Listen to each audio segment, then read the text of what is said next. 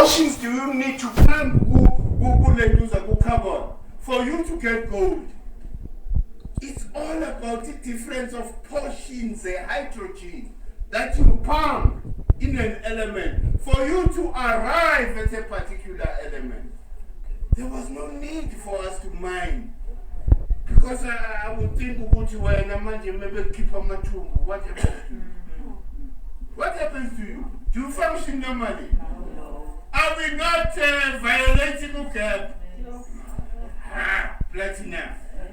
UCAP.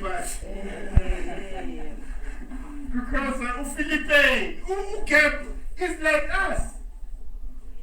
Us is like us. Us is us. Whatever we feel, CAP feels. Imagine the violation that has happened ever since the colonizer came here. Oil, food, Huh? it's in the oil, food extraction, oil.